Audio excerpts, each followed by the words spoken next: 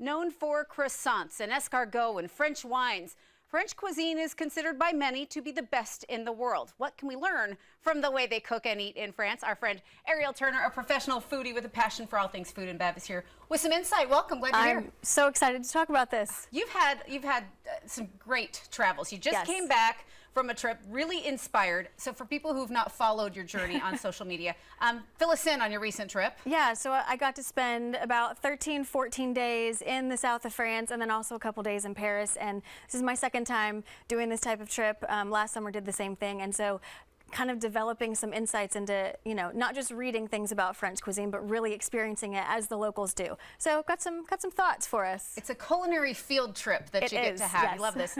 South of France, it's hot, so people there are going to have a certain way of eating during the summer. Tell us what about that? Well, if you think about the fact that they don't have air conditioning in every building, so if you're here and you have no air conditioning, why would you be firing up the oven? Not gonna. Yeah, you're not gonna do it. So they eat food that actually feels good to your body to process when it's really, really hot outside. So a lot of fresh fish, a lot of produce, and they go to the market almost every day to shop. The shopping situation there is much different than here. We have the giant big box grocery stores. There, you're going to the market to buy your fresh stuff. And again, you're buying fresh produce. It's all labeled where it's from France, or if it's from Spain or whatever. A lot of people are very particular about buying only local from France that they know.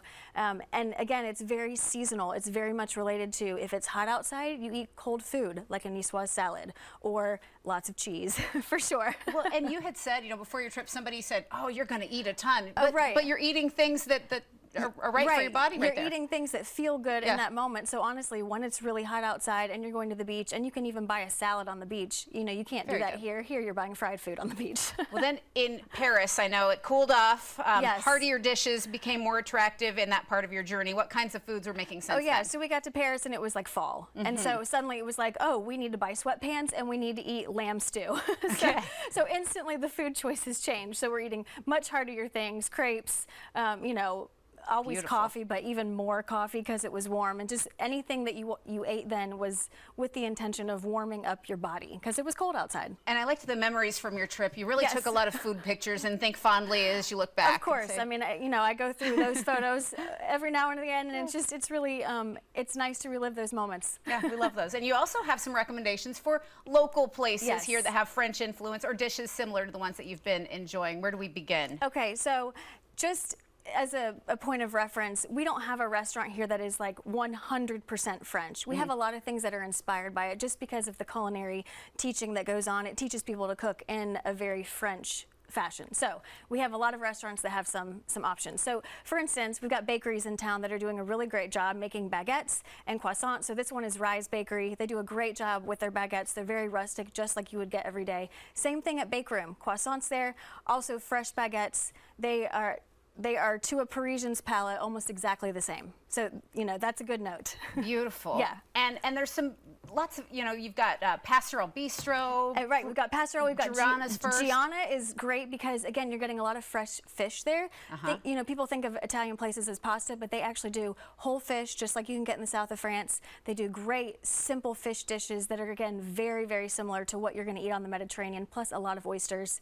You get a lot of oysters in the south of France. Oh, beautiful. And now Pastoral. Anybody walking down towards Falls Park gets the view, and you get the view, you get that patio vibe. So many cafes in France are just that street side, umbrellas up. Same thing there. Again, fresh fish, and you're sitting outside with a beautiful breeze, with a view. You get to hear lots of people walking by. It's actually a very authentic European experience. Very good. Yeah. And then finally, for another person in this area who wants that European experience, perhaps Mr. Crisp would do that for them. Yes, Mr. Crisp for that raw fish, for the oysters, for things that are just as fresh as possible, which again is something that is so important to people eating locally in France. They're eating whatever is freshest because they don't always have giant refrigerators in their homes to store food. They're buying things day of and cooking them or not cooking them and consuming the same day. And fresh is good. I mean, fresh that's what is we the love. best. That's when it tastes the best. Yeah, and you're always discovering places, writing about them and Off the Grid Greenville. Anything you want readers to be on the lookout for? Are you recapping any recent trips? You know,